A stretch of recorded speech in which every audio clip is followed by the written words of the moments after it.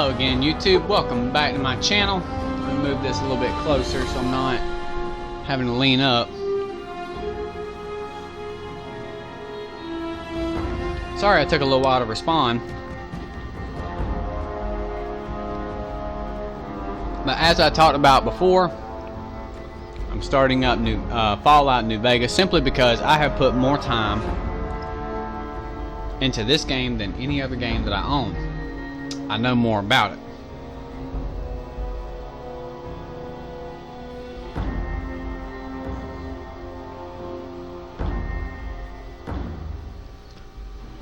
So,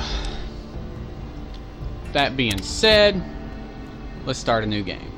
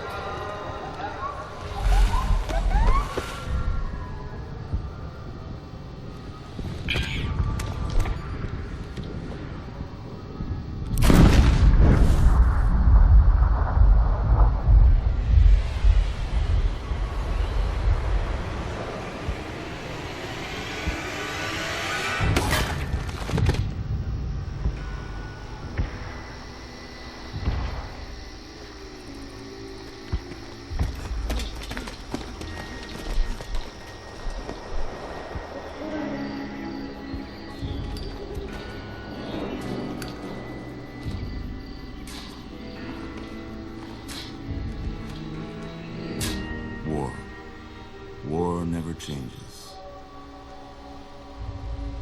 When atomic fire consumed the Earth, those who survived did so in great underground vaults. When they opened, their inhabitants set out across the ruins of the old world to build new societies, establishing villages, forming tribes. As decades passed, what had been the American Southwest united beneath the flag of the new California Republic, dedicated to old world values of democracy and the rule of law. As the Republic grew, so did its needs. Scouts spread east, seeking territory and wealth in the dry and merciless expanse of the Mojave Desert. They returned with tales of a city untouched by the warheads that had scorched the rest of the world, and a great wall spanning the Colorado River.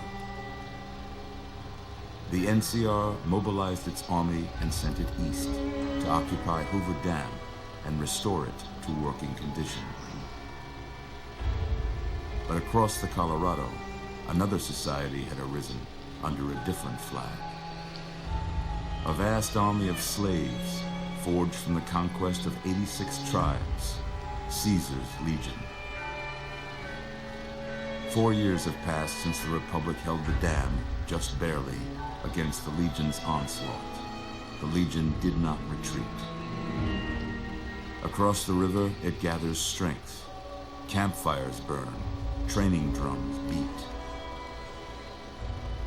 Through it all, the New Vegas Strip has stayed open for business, under the control of its mysterious overseer, Mr. House, and his army of rehabilitated tribals and police robots. You are a courier, hired by the Mojave Express to deliver a package to the New Vegas Strip. What seemed like a simple delivery job has taken a turn for the worse. You got what you were after, so pay up. You're crying in the rain, Pally. Guess who's waking up over here? Time to cash out. Will you get it over with? Maybe cons kill people without looking them in the face. But I ain't a fink. Dig? You've made your last delivery, kid. Sorry you got twisted up in this scene. From where you're kneeling must seem like an 18-carat run of bad luck. Truth is, the game was rigged from the start.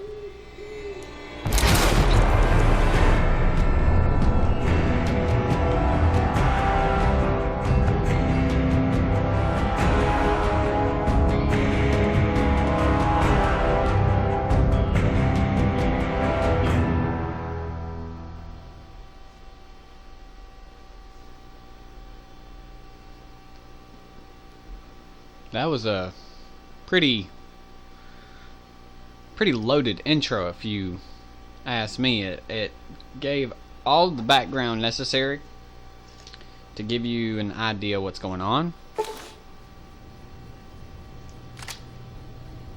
And now here we are.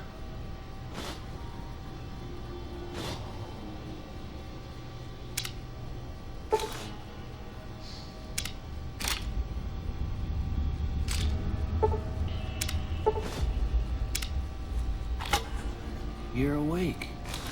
How about that? Whoa, easy there, easy.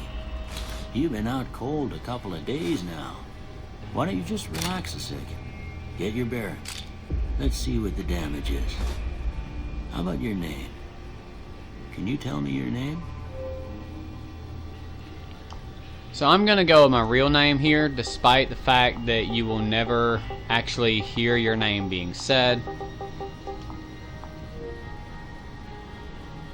I can't say it's what I'd have picked for you, but if that's your name, that's your name. I'm Doc Mitchell. Welcome to Goodsprings.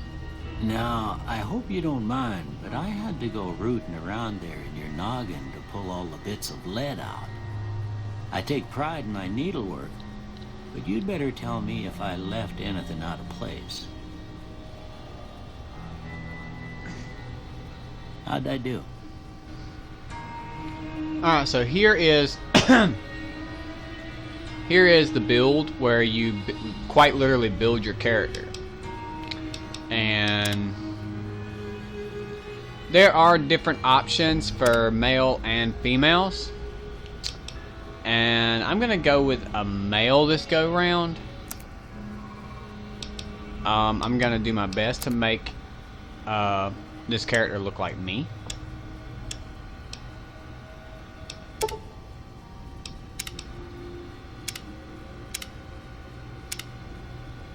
Yeah. I tend to go for a slightly older character. Let's see.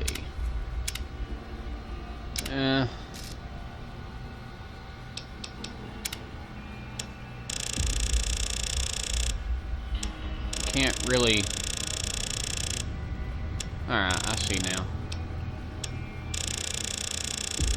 My eyes are a little bit smaller. My eyes are a bit closer together.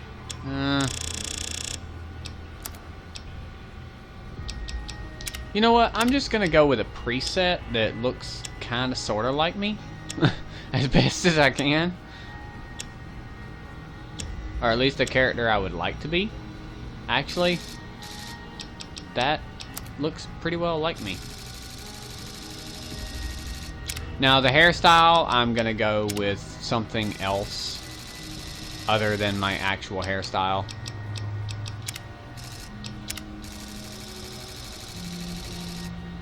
And I'm probably gonna end up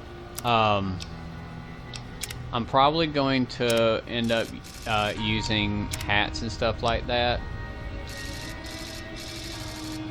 Let's see.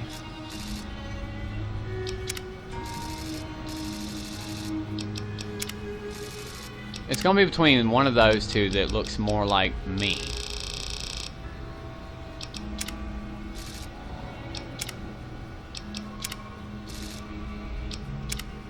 Yeah.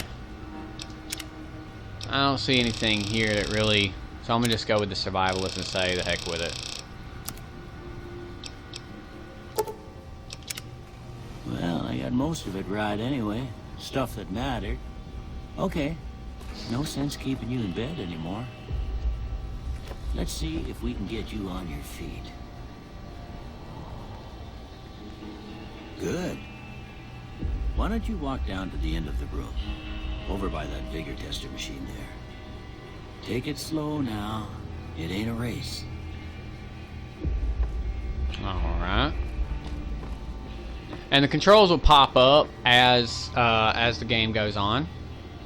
Ooh, looking good so far. Go ahead and give the vigor tester a try. We'll learn right quick if you get back all your faculties. Alright. This is, now ordinarily in previous Fallouts, I believe that you would take the GOAT test and that would determine your special. But, considering,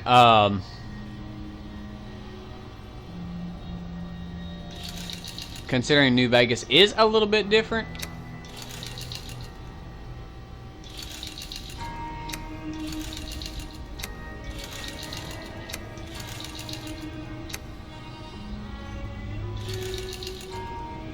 and see, this is the way that I usually build my character. Strength isn't a big concern for me. Perception takes, anyway, I'll go through it as the game goes on. Each one of your special attributes takes some effect over your skills. I'll give one more to intelligence. But you're given 5 points to distribute. However, you're already given your average score of 5 across the board. And like I say, let me see. Strength affects how much you can carry, your unarmed and melee attacks. Perception affects how far away you can see things and how far away you pick up items or targets, so to speak, on your compass. I think perception also has an effect over energy weapon skill. Endurance is your general toughness. It goes over your hit point gauge, and your damage resistance as well. Charisma is how well people like you. It takes priority over your speech and barter skills. Intelligence goes over your repair, science, and I believe the medicine skill. So being intelligent can help you in many scenarios throughout the game. Agility affects how fast you can run, I believe how well you can regenerate health from food, which I'll explain that here in a few moments. And luck doesn't directly affect anything, however, luck takes part in everything. Yeah, that's a pretty standard score there, but after what you've been through, I'd say that's great news. Well, we know your vitals are good, but that don't mean them bullets didn't leave you nuttered in a bighorn and dropping. What do you say you take a seat in my couch and we go through a couple of questions? See if your dog is still barking. Alright. So, and whenever you go to sit somewhere, you take a complete non-combat stance. You're unable to attack and unable to do anything except look around. All right. Hey guys. I'm gonna say a word. I want you to say the first thing that comes to mind. Dog. House. House. Shelter. Night. Day. Typically, day would come to mind if somebody said night for me. But I don't see that option here, so I'm gonna just go with sleep. Bandit. Bandit, I would probably go with shoot. But I don't see that, so I'm gonna go with vaporize. Light, day. That would be me. I don't see anything here, so I'm gonna go with heavy. Mother. Cookie jar. This is my answer every time. Mother, cookie jar. Okay. Now I got a few statements. I want you to tell me how much they sound like something you'd say. Alright. First one. Conflict just ain't in my nature. And truth be told, I do try to resolve situations with my head. I ain't given to relying on others for support. I am pretty independent. I try to fix problems on my own rather than... I'm always fixing to be the center of attention. Now, normally I would strongly disagree with this, but considering that our character is the center of attention here, I'm gonna go with no opinion. I'm slow to embrace new ideas. This, every time Doc Mitchell asks me, it strikes me as a loaded question, so I always go with no opinion. Because while I am stubborn as a mule, and I kind of am slow to embrace new ideas, if I find out a better way to handle a problem than the way I'm going about it, you know, I tend to go with the better way, so... I charge in to deal with my problems head on. And that's me through and through. Almost done here. What do you say you have a look at this? Tell me what you see. Honestly, I see an upside down Napoleon Bonaparte. But I don't see that particular option here, so I'm going to go with a shadow and a door frame. Okay. How about this one? Honestly, I see a kid standing on the street while it's raining. But again, I don't see that, so I'm going to say priceless work of art. Last one. That, considering what another YouTuber pointed out to me, I honestly see it every time it's something you cannot unsee. And I'm now what the hell? The image that I see that was kind of spoiled for me thanks to another YouTuber, I'm 95% sure it was Oxhorn, but there's a story that goes in with the rest of the game, and it's a picture of two grizzly bears high-fiving. So, but if I did not actually see that from the first time I played the game, it literally does look like somebody's face spread out, so... Well, that's all she wrote. I don't have nothing to compare it to, so maybe you'd better just have a look at the results. See if it all seems right to you. So this is how it's determined to select your 3 tag skills. Which, by the way, your tag skills, whenever you I'm gonna take that away for a moment just so you can see. Your tag skills are automatically raised by 15 points. That's your strength, so to speak. All of your skills can be upped as you level up and play through the game, but just to start off the game, you're given the option of 3 skills to up the ante. Sneak has always been one of my #1 skills, because if I don't want you to know I'm there, I really don't want you to know I'm there. Okay, I really, because being seen before I'm ready to be seen has gotten me torn up and hurting in more than one occasion. I'm gonna go with the gun skill, because I use lead-based weapons, or solid projectile weapons, more so than anything else in the game. And finally, last but not least, I'm gonna go with repair.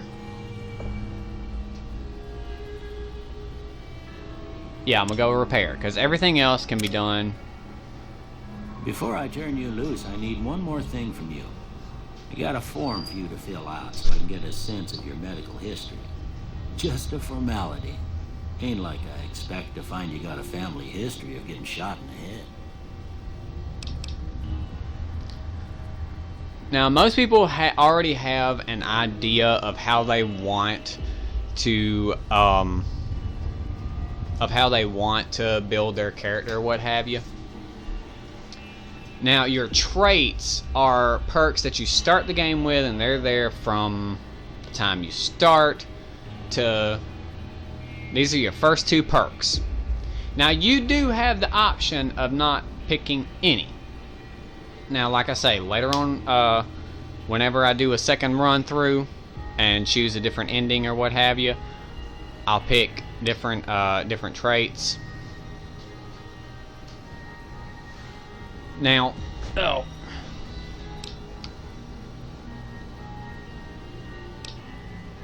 Most of these traits will have a kind of a yin-yang effect.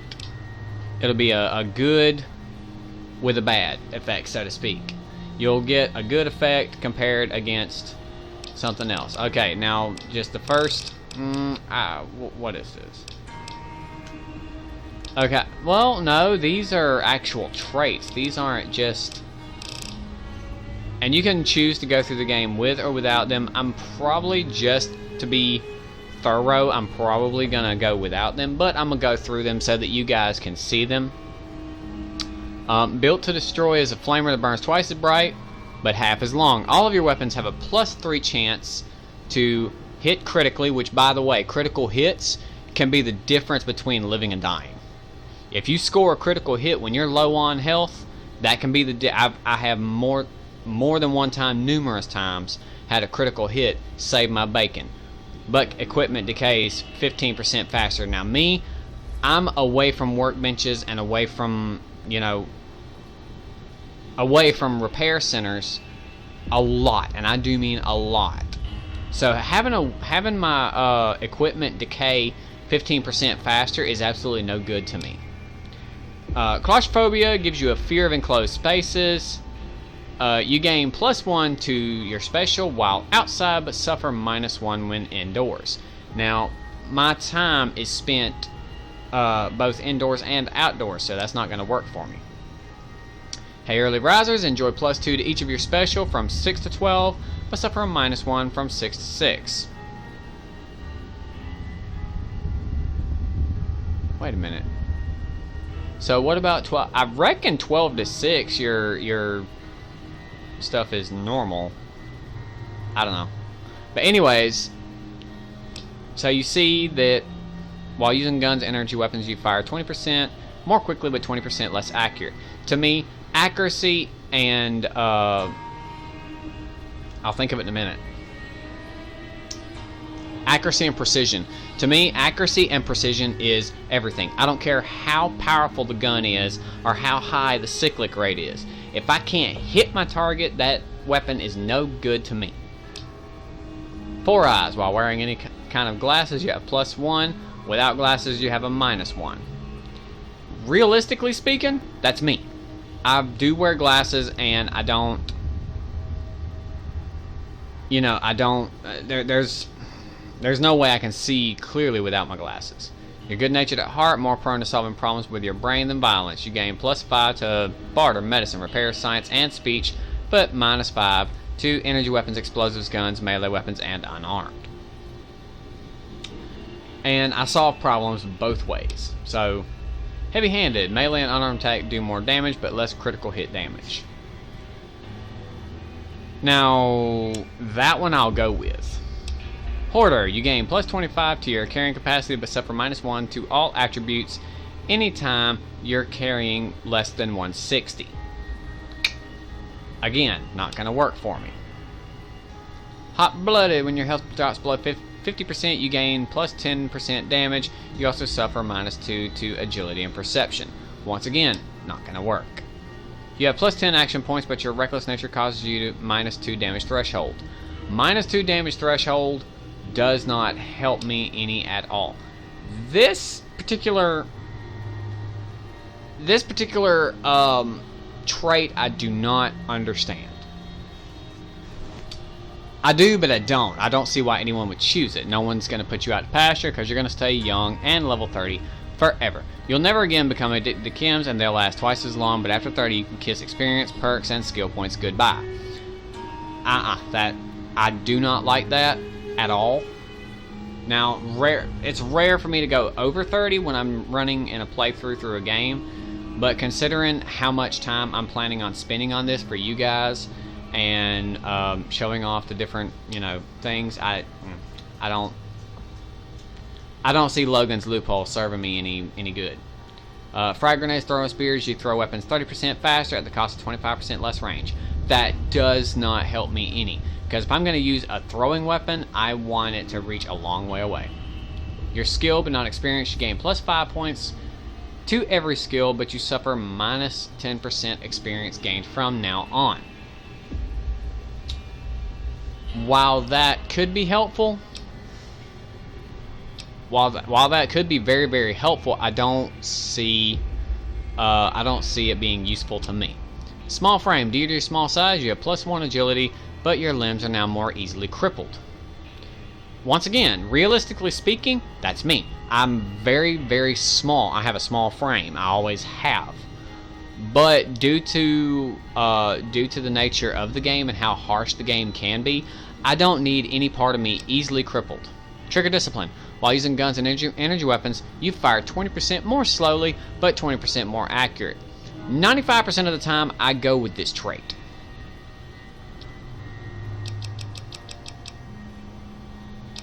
Yeah, I'm gonna need that. So I'm gonna skip out on it for this time. Now, this particular one is a very interesting trait to have. Wild Wasteland unleashes the most bizarre and silly elements of post-apocalyptic America, not for faint-hearted or the serious of temperament. Now, Wild Wasteland is a very interesting trait. There are numerous situations that Wild Wasteland will kick in, and I will have a little pop-up in the top left corner of my screen to let me know when a Wild Wasteland trait will pop up. It's not a huge difference in the game and gameplay, but it does give interesting lore, so I'm going to go with that one. Alright, I guess that about does it. Come with me, I'll see you out.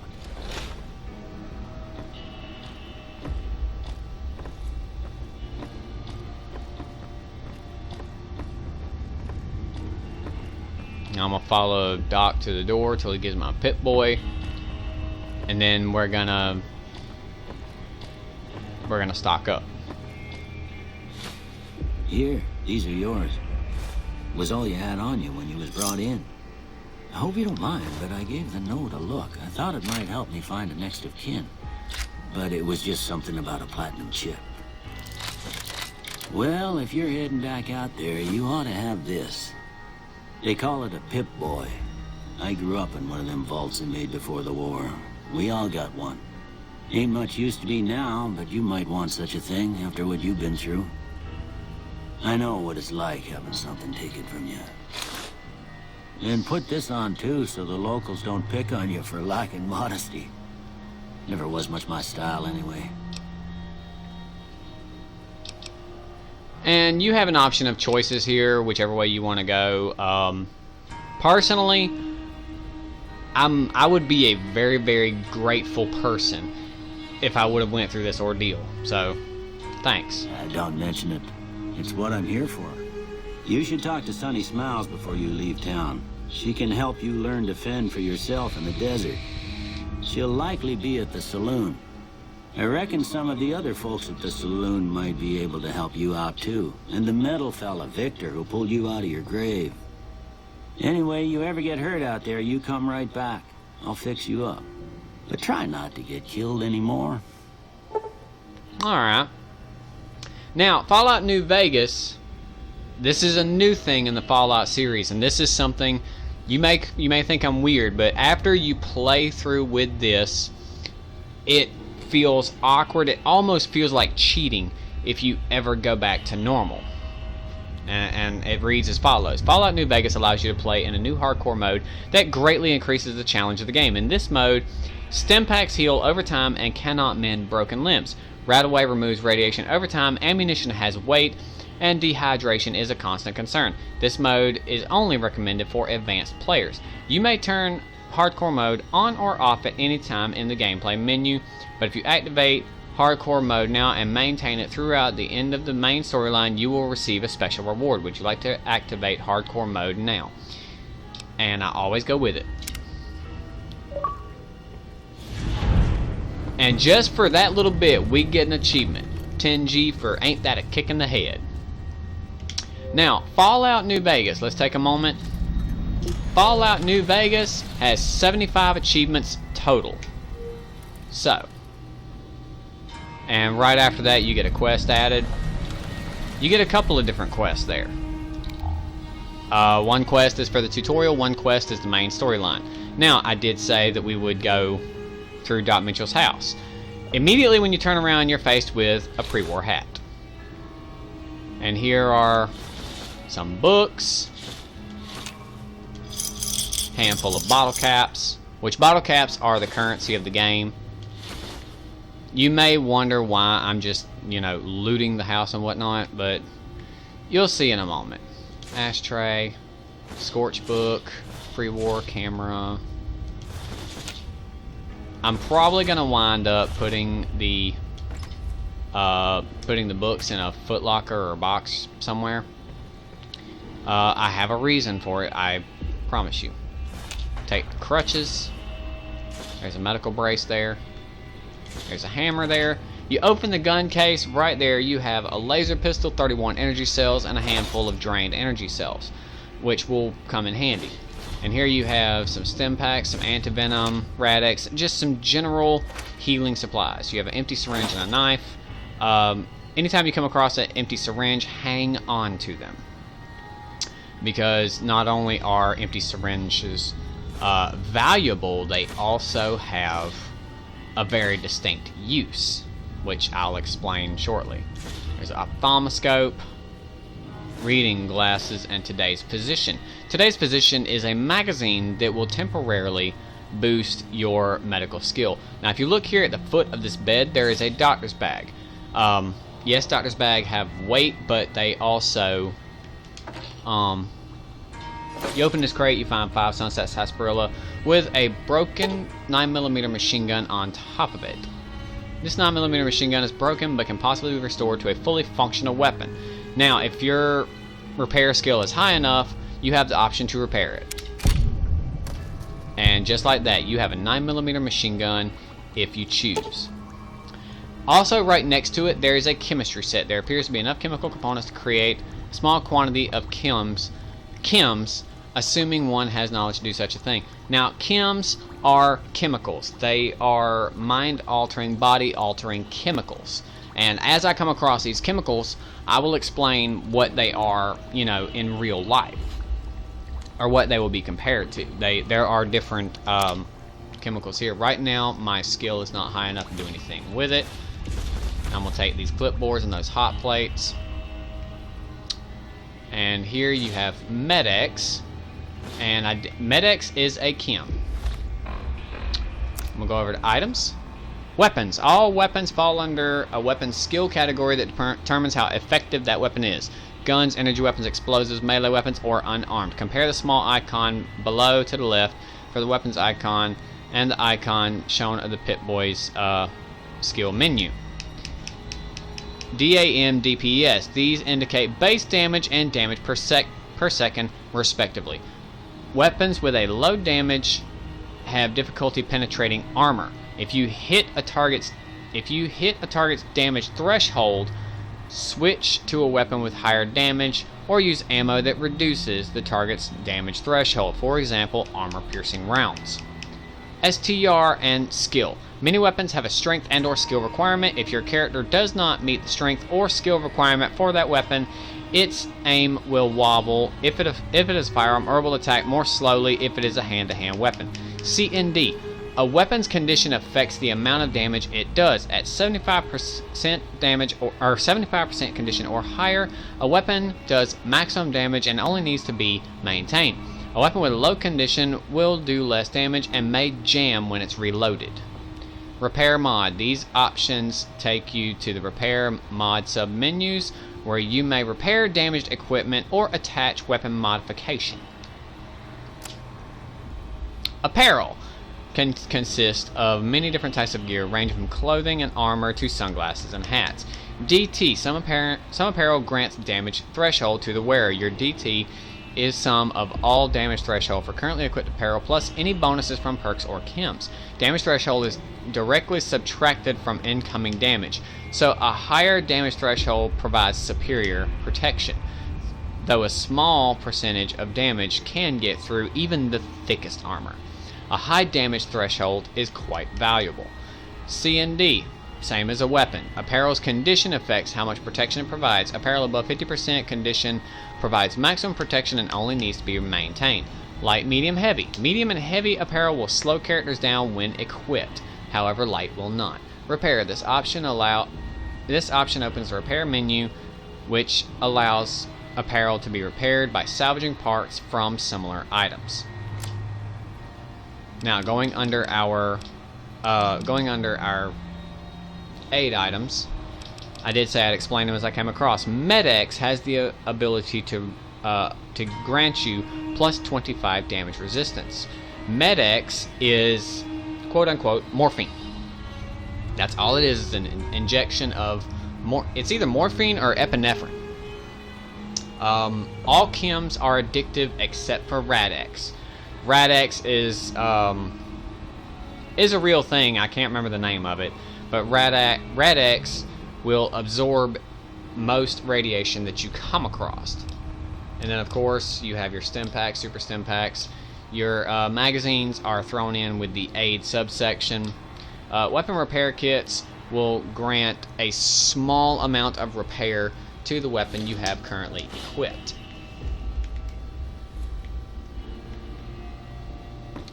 Now, moving on through Doc Mitchell's house, there are a few other items that are worth grabbing. The Buffalo Gourd seeds. There's one good thing about Fallout New Vegas and all the Fallouts is if it is empty, it will say at the bottom, empty. Pork and bean sugar bombs. An ammunition box with 22 LR and 12 gauge rounds. Box of cram. There's a couple of first aid boxes here with some nice little goodies inside.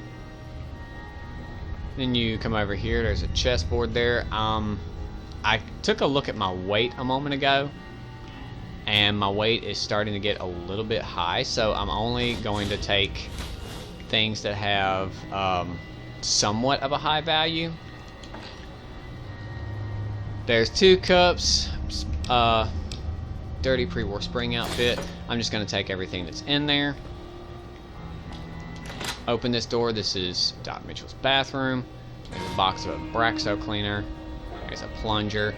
Whenever you come across a toilet or anything that is in one piece, you have the option of drinking some of the water.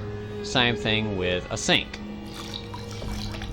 While playing hardcore mode, thirst is a constant concern. Thirst will be your concern more so than anything else you come across. A couple of coffee mugs, coffee doodad, I can't remember the name of it. There's the toaster, pressure cooker. We open up the oven, we find grilled mantis and a pilot light. Open up the refrigerator, you find promise steak, junk food, a little bit of alcohol. And see that this is what I was concerned about. Once you become over encumbered, it does not prevent you from moving. However, your movement will become much slower, as you notice. And also, your ability to jump will go out the window. You can, once you're over encumbered, you can no longer jump.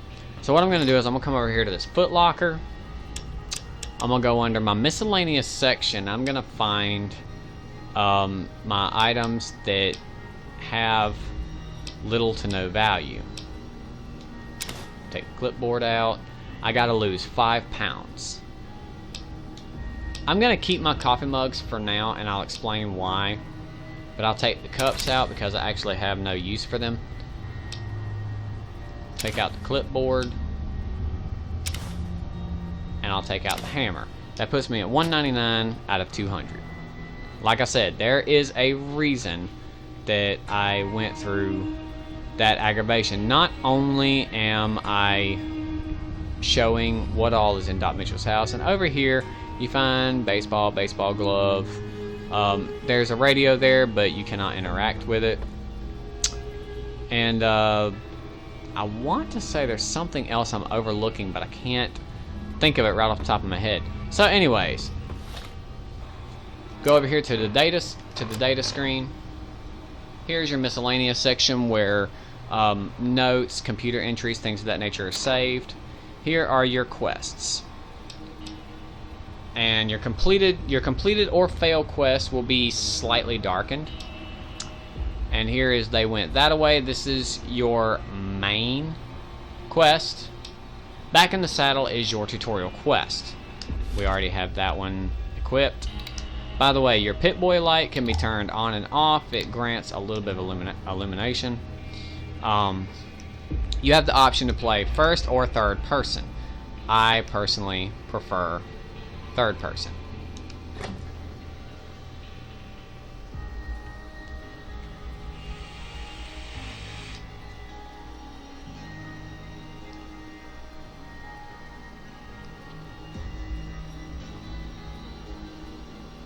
And there are, during your loading screens, you do get little tips. You get an idea of what's going on based on the signs that show up. And here we discover our first location, Goodsprings. Now, since I have all of the DLCs, just like when I first woke up in Doc Mitchell's house and I had all that stuff loaded into my inventory, same thing is happening here. All of my extra quests are being loaded. You've gotten a fragmented signal on your Pip-Boy, a coded transmission of some sort, with a sad, jazzy undercurrent that makes your head hurt. Far as you can tell, it appears to be an invitation to a midnight science fiction feature. Mojave Drive-In. At the Mojave Drive-In, please arrive early to catch the trailers. Old World Blues loaded, and your level cap has been raised by 5. The Reunion. Your Pip-Boy has received a signal. Coordinates that lead to a canyon wreckage just west of Primm. Following the coordinates are the words Courier 6. It is signed Ulysses. Lonesome Road has been loaded and your level cap has been increased by 5. Happy Trails. Your Pip-Boy has picked up a radio broadcast from the Happy Trails Caravan Company. They're looking for one more member for an expedition to Zion Valley. Honest Hearts has been loaded. Your level cap has been raised by 5. There's one more that has to be loaded. There it is. Well, the Gunrunner's Arsenal. The ongoing conflict in the Mojave Wasteland has kicked weapon manufacturers into high gear. All major and minor weapon dealers in the region are rolling in new weapons, ammunition types, and modification. Head to your nearest participating vendor to pursue the merchandise. Gunrunner's Arsenal has been loaded. Now, the Gunrunner's Arsenal gives you a ton of new weapons as well as signature weapons. There's actually an achievement that revolves around signature weapons, and we'll get to that in a moment. Honestly, since I've been playing the game, I cannot imagine playing this game without the Gunrunner's Arsenal.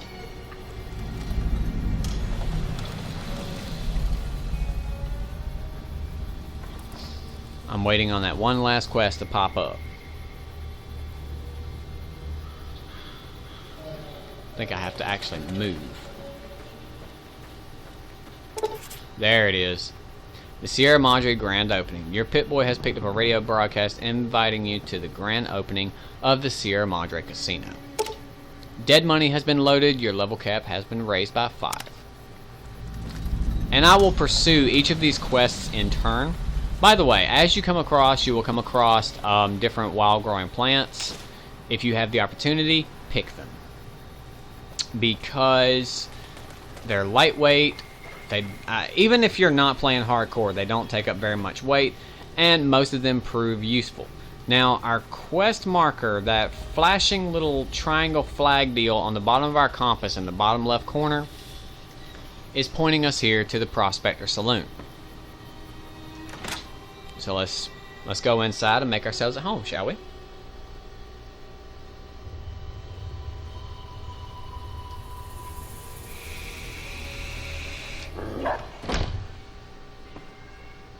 Cheyenne, stay.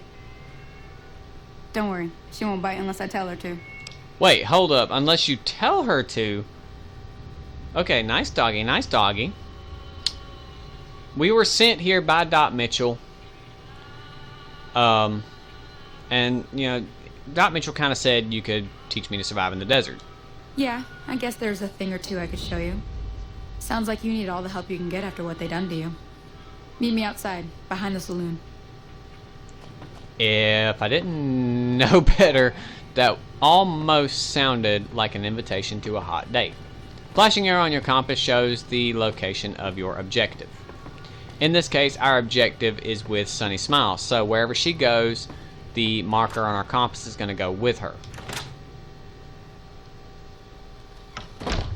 And just as a completionist, I'm going to go out back with her here. Now, see the sarsaparilla bottles on the fence there? Take this and try to hit a couple of them. Alright. And shooting and everything is just like any other game. Like I say, you can play in first or third person. I prefer third person. That's the right idea. Look down the sight. To aim down the sight, you pull left trigger.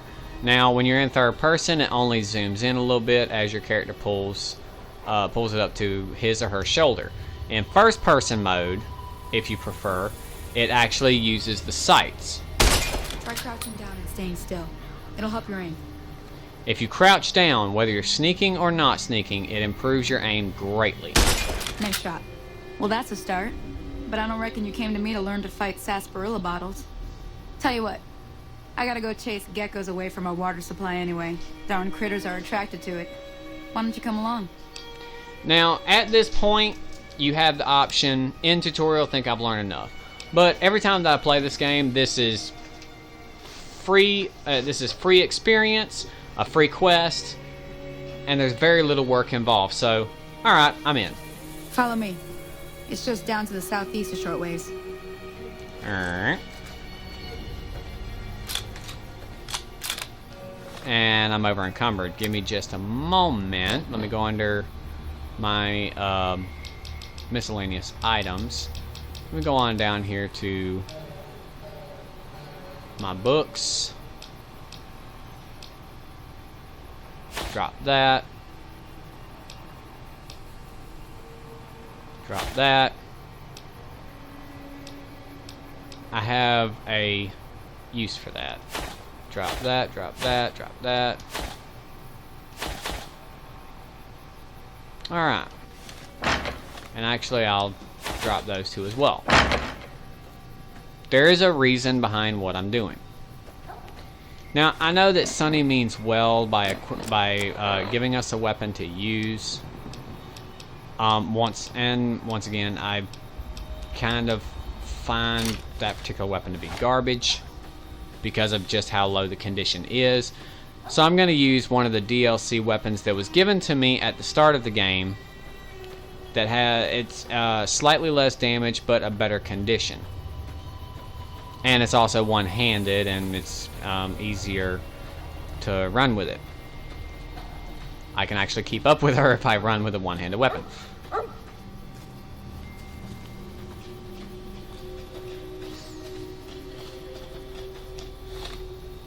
And since I'm already using this, now you're given a handful of weapons. Or, yeah, you're also given a handful of weapons, but you're given a handful of different apparel that you can wear. Now, me being somewhat of a simpleton, I'm gonna go with the Armored Vault 13 jumpsuit because it has a damage threshold of 8 and it's only 15 pounds. It's not really all that heavy.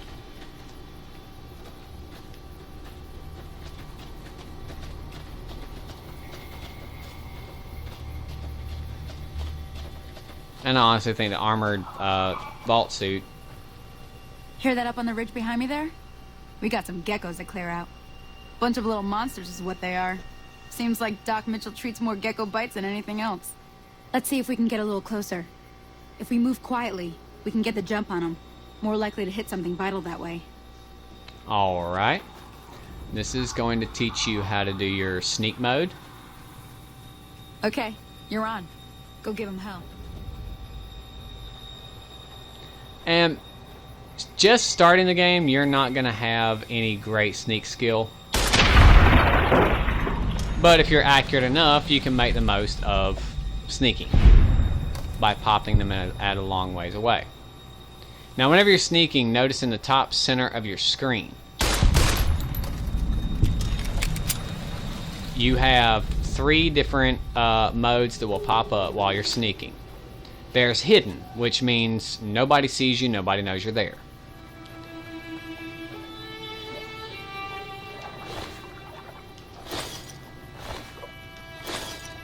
And once you kill the geckos, I would recommend taking everything the geckos have on them.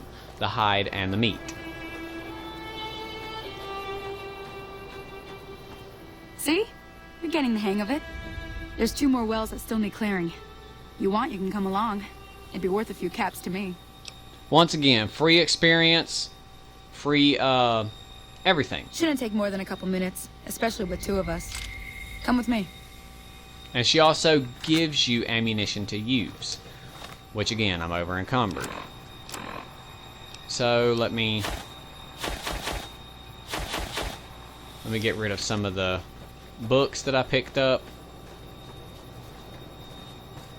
Because I'm going over my normal runtime here, I'm trying to go ahead and get this particular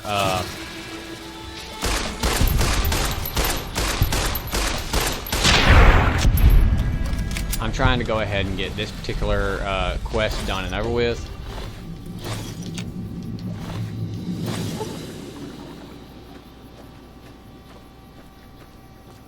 And just like I told Doc Mitchell, I'm generally given to charging in to deal with problems head on.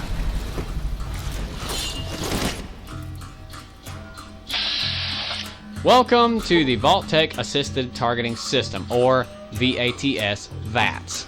VATS displays chance you will hit along with condition of each body part. There's your button configuration of how to operate VATS. Number of attacks you make is limited by your action points, which your action points is located in the bottom right hand corner of your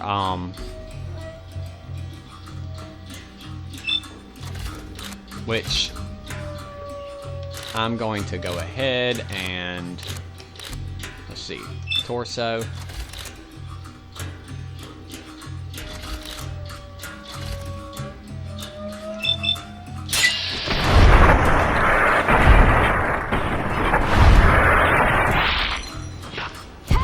Using VATS, you can dispatch a very large number of targets in a very short amount of time. Holy moly. If you hadn't come here like you've done, I'd be a goner for sure. I came up here to draw water, but here, you should have what I got. You look thirsty. And see, just like that, she gave me 3 purified waters, which will be helpful if you choose to play hardcore mode, which I do every time. Reputation. You have established a reputation with a group of people in the wasteland. Whether that reputation is good, bad, you're finally somebody. And people associated with that group will start to react to what you have done. There are many different factions in the wasteland, and you can develop distinct reputation with each one. As you perform actions that benefit a group, you will gain fame. If you perform actions that harm a group, you will gain infamy. Your reputation with any given group is a measure of the combined total of fame and infamy that you have earned. The benefits and drawbacks of any given reputation depend on the group itself. You may receive discounts with merchants, provoke attacks from hired thugs, or simply be treated differently. Though you will initially start out with a neutral reputation with any given faction, the fame and infamy will eventually push your reputation in different directions. You can see all of your current reputations under the general section of your Pip-Boy. Good reputations are smiling troublemaker, some good, a little bad. Good-natured rascal, good, a little bad. Accepted, some good. Liked, definitely good. And idolized is exactly what it sounds like. They idolize you.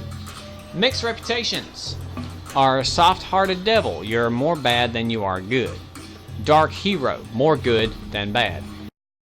Mixed, some good, some bad. Unpredictable, good and bad. Wild child, most good, most bad. So these reputations will put people on edge. And then bad reputations will give you sneering punk, which is some bad, a little good. Merciful thug is bad, but a little bit good. Shunned is some bad. Now beyond that, hated and vilified will get you shot on sight. Now here, Goodsprings has accepted me. Folks have come to accept you for your helpful nature. I'll go over here to these geckos and take everything that they have to offer. And it looks like I'm gonna have to drop some more books. Let's see. That ain't got a whole lot of value, so I'm gonna drop that. Drop those two, drop that one. Drop those two and that one. See, I'm trying to keep up with items that have some amount of value to them. Alright. Now that was some good work. Even got a little exciting there at the end. Here's a little spending money for the trouble. One more thing I wanted to show you. Thought I might teach you about living off the land and making useful things for yourself. Interested? Heck yeah. Alright then. We'll need a couple ingredients to get started. Gonna want some xander root and a brock flower. Let me think now. I know I've seen brock flowers growing up at the graveyard, and I seem to remember there being xander root over by the schoolhouse. Bring those on back to me, and we'll get cooking. Alright. Now, this is a 2-part quest. Alright, I've already gotten that equipped. Now, whenever you select a quest, you can go right here to world map, and it will give you an exact location on your marker. Now, like I said, this is a 2-part quest, so I'm given 2 different locations.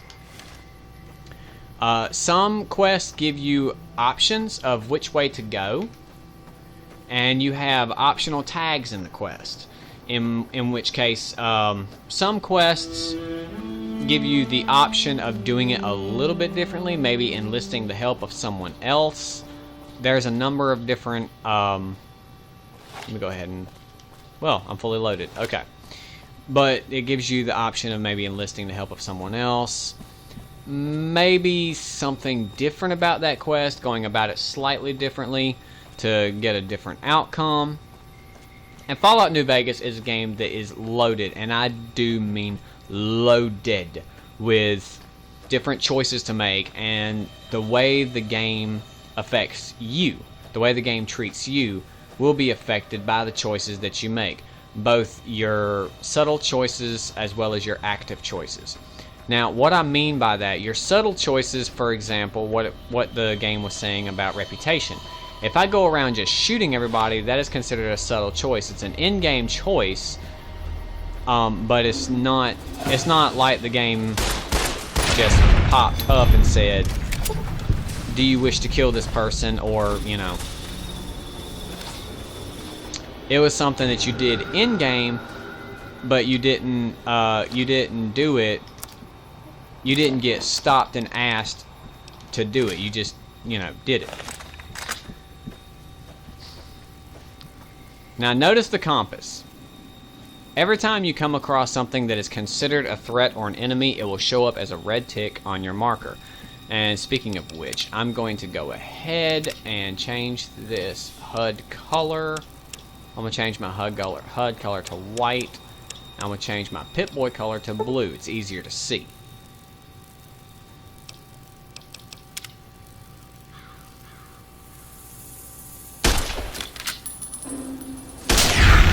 And see, bloatflies are one of the weakest enemies in the Wasteland. Actually, I think they're one of the weakest enemies in the Fallout series. And the rifle that Sunny Smiles gave me is so weak that it can't do anything to the bloatfly.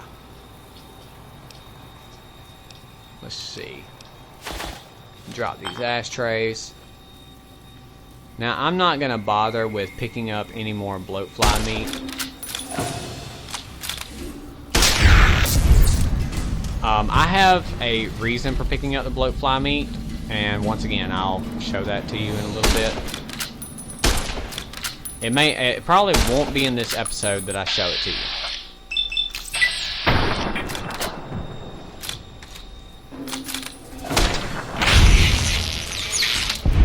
And see, another reason I like bats is because it kind of shows this little badass cinematic. Alright, now here we have Brock Flower. That's part 1 of our 2-part quest. Now, a quick little Easter egg. I'm going to go into first person for this. Quick little Easter egg. When you go up here to the graveyard, if you'll look Now right here is the grave in which you were shot and taken to Doc Mitchell's house. Now if you'll find this grave and go directly to the left of it, or directly northwest, here on this one grave you find Snow Globe, Goodsprings. You found a limited edition Mojave Landmark Snow Globe. These rare pre-war artifacts are widely considered to be useful baubles, but rumor has it some collectors will pay dearly. That is a pretty important item to have. And also, let me equip my machete right quick. Let me go on down here and find it right quick. Your snow globes have no weight, whether you're playing hardcore or otherwise.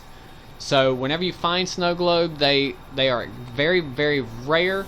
They are also very highly valuable. So, but there's only one place that you can take a snow globe to actually trade it in. And again, we'll cover that when the time comes. But for now, I'm gonna keep an eye out for snow globes. And they're fairly rare. There's only, I think, 7 in the Mojave itself, and there's only one in each DLC. And once again, I'll show you the location of it as I come across those locations. I'm not gonna directly cut to it and be like, oh, here's your snow globe. I want you to actually pay attention to my videos and watch my videos. I want you to enjoy the entertainment that I'm offering. And again, this is, as I play through it this first time, this is going to be choices that I would make as a person if I was involved in this. Now once again, I'm seeing red ticks show up, and because I'm trying to be somewhat ammo conservative, I'm going to use my machete. And since they're mantises, it's no big deal. I'm going to go in first person mode so I can see what I'm doing. And here you have Xanderroot. This is number 2 of our 2-part quest. Now Sunny Smiles is directly back this way.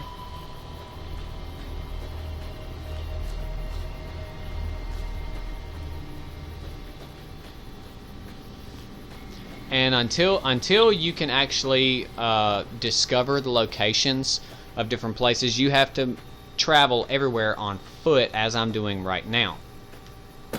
Now once you discover some of these locations, you'll be able to fast travel from one location to the next, where you will still take up the time it takes to travel there in game, but realistically in real time you're only going to take the 30 or 45 seconds it takes for a loading screen. Makes things a little bit less aggravating.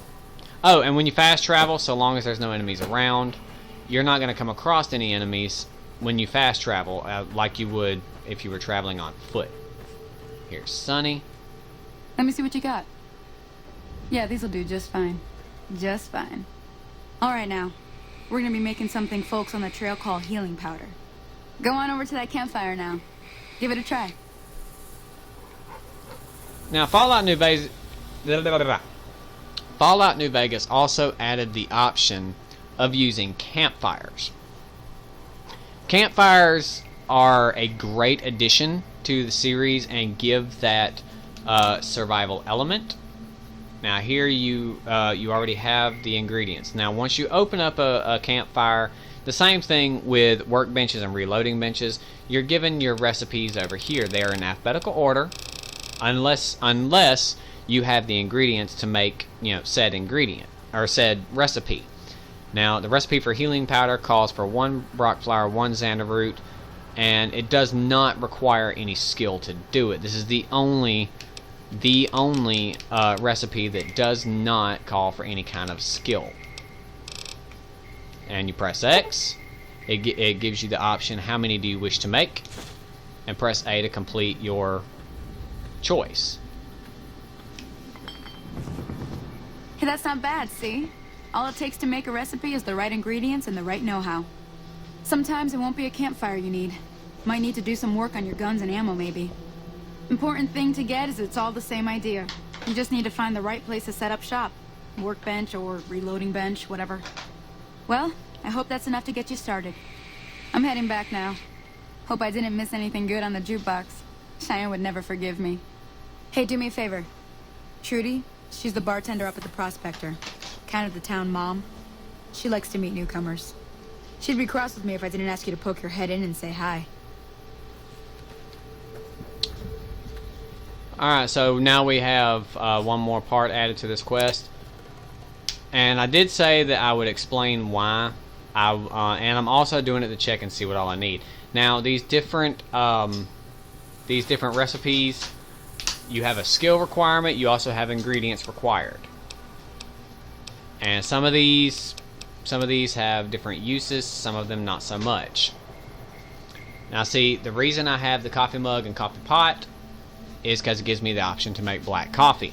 Black coffee will up your hit point by 6, intelligence by 2.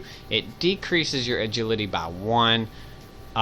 It increases thirst by 6, decreases food by 2, and decreases sleep by 26. Sleep deprivation is the slowest gauge to fill up on your survival gauges. But once your sleep deprivation fills up to the point to the first point where you have mild sleep deprivation, the effects are devastating. Just like food. Your hunger menu, once it fills up, you know. And see, this is why I wanted the bloatfly meat for the bloatfly slider. It's less rads and less negative effects from the bloatfly meat. It also restores a little bit of H2O and food. And the geckos, and as I go through different things, you see there are different a bunch of different recipes here. As I up my survival skill, I will be able to do different recipes, like as the gecko steak.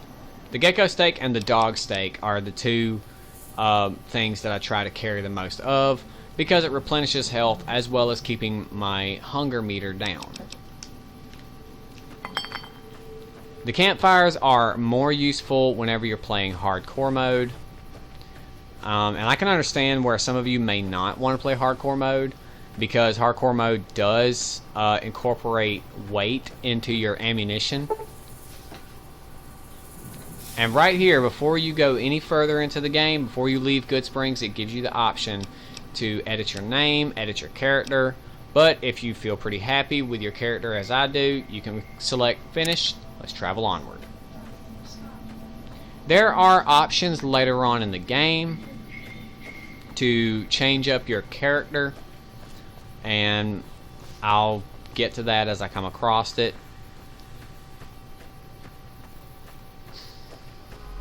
But for now, I'm gonna head back up to the main part of Goodsprings. If you have the option, what do we have here? Suave gambler hat. Alright. Let's see how it looks on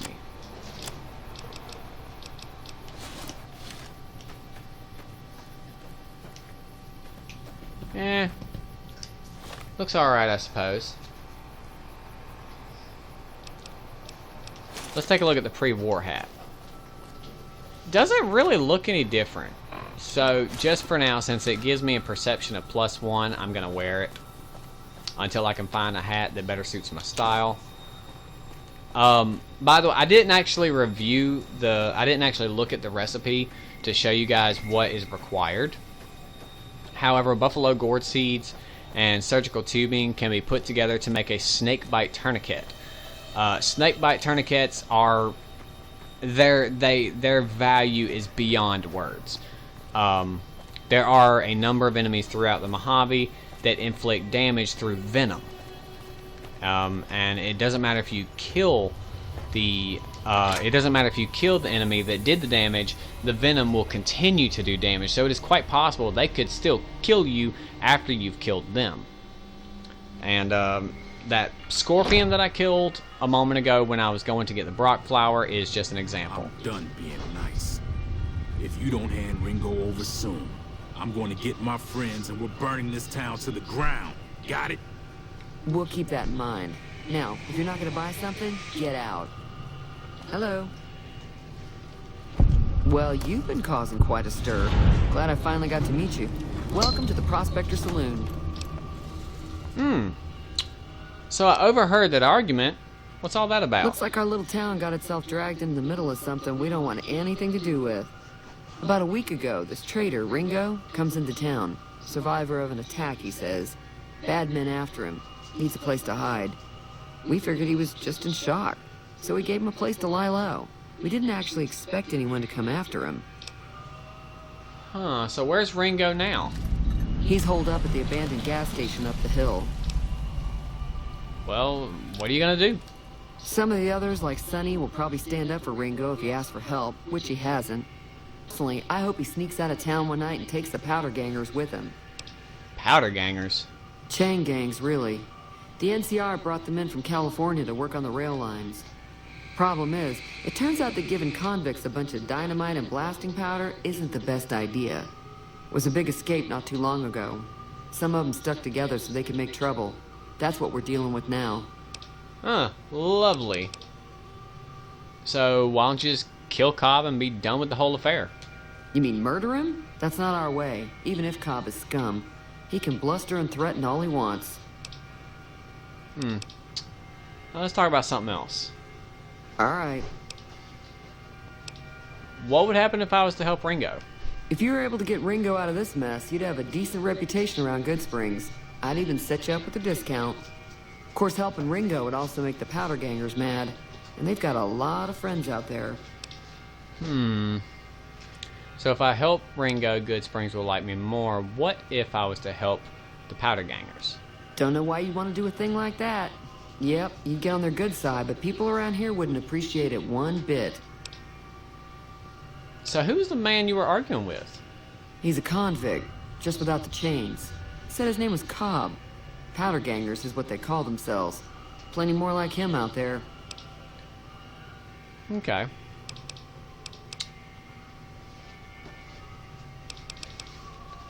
So show me what you have for sale. Got a special discount for you, after what you done for us. Now, once you get a decent reputation with Goodsprings, it doesn't matter. Earlier, I got a liked reputation because I saved that girl down there at the water well. So I'm gonna go ahead and buy a little bit of fruit. Give me 3 more dirty waters. Dirty water is cheaper than purified water, and it does the trick. It does the trick of keeping thirst down.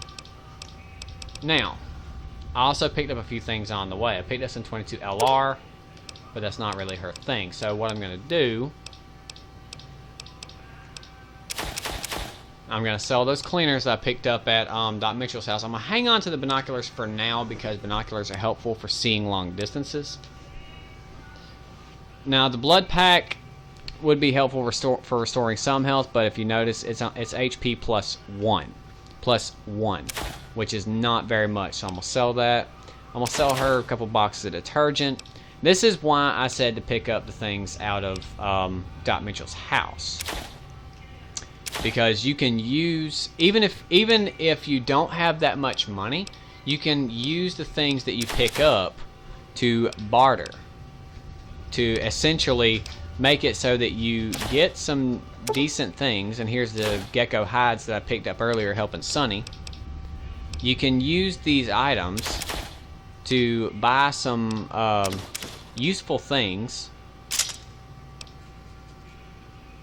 and essentially not spend any money at all. Sell her a few packs of cigarettes. I'm trying to limit the things I sell her to something that would be something you would expect to sell in a bar-like environment. A little crazy, I know, but that's just, that's just me.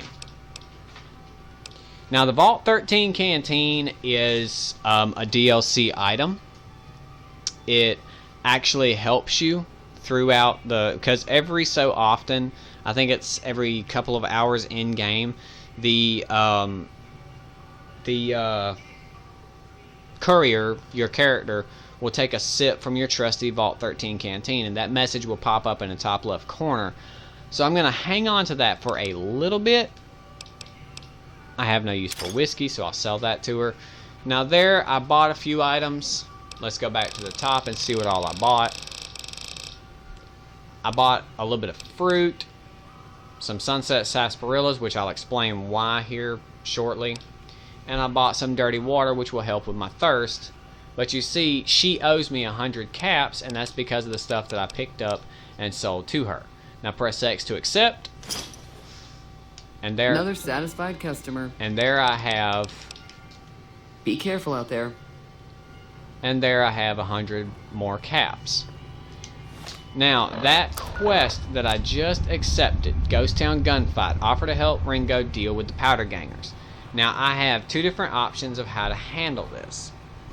I could go to the Powder Gangers and help them by eliminating Ringo, and that would get me on the Powder Gangers' good side. Or I can offer to help Ringo, that would get me on Goodsprings' good side. So right there I have a conflict in choice. But I will get into that in our next episode. So ladies and gentlemen, if you like what I do, hit that like button. If you think I did a good job at what I'm doing, if you want to see more of this game, just hit that subscribe button, turn your notification bell on.